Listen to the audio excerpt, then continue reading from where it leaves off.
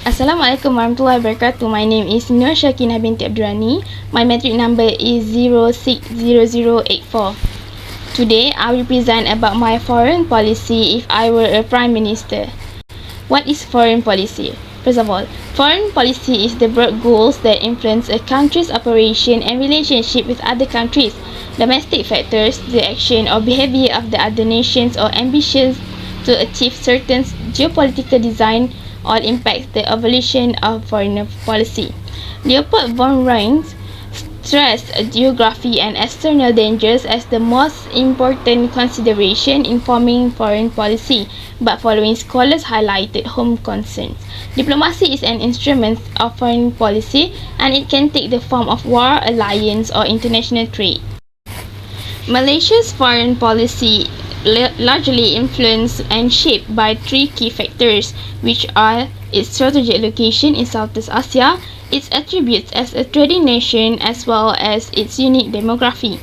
While the foreign policy approaches may have differed over the years due to changing domestic and external factors, the basic principles of the policy have continued since independence.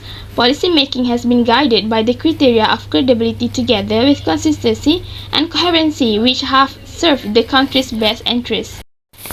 My first foreign policy is emphasis on continuing a peaceful resolution to war conflicts that will also spell prosperity for the country.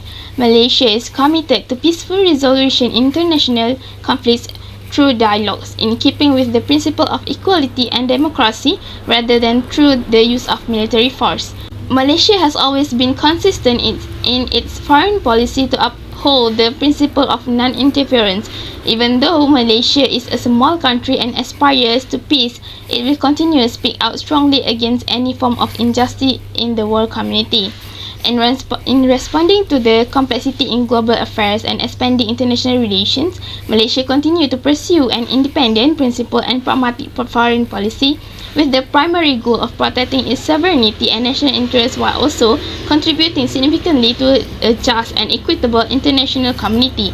Malaysia's foreign policy will continue to be governed by the principle of independence, sovereignty, territorial integrity, non-interference in the affairs of other states, peaceful resolution of conflicts, peaceful coexistence, and mutual benefit in relations.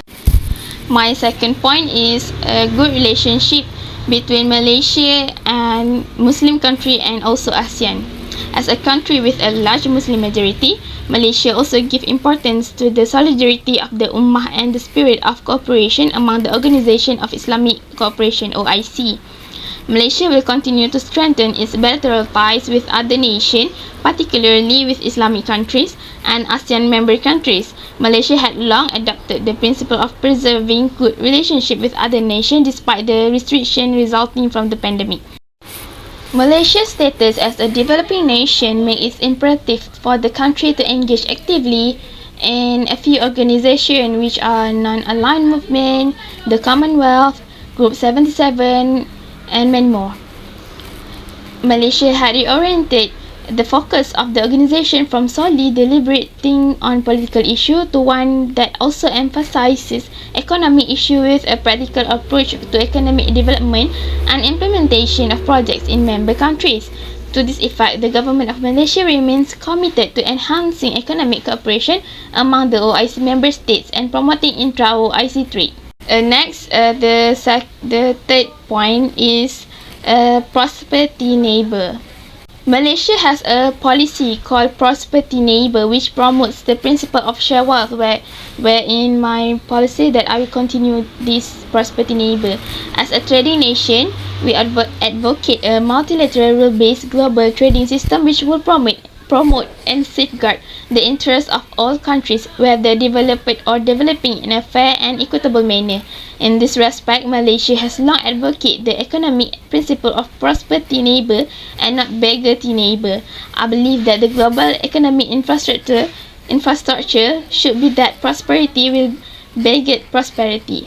This policy can give a long stability to our region. My next point is solidarity to Palestine.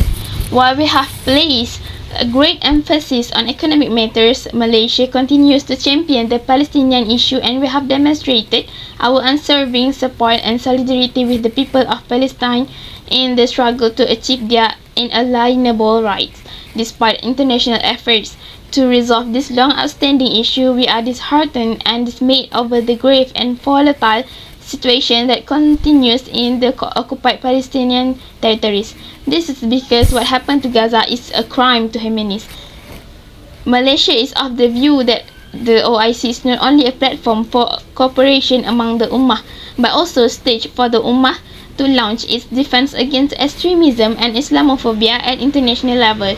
The growing negative perception and insult against Islam have exacerbated hostilities against Muslims, especially those living in the West.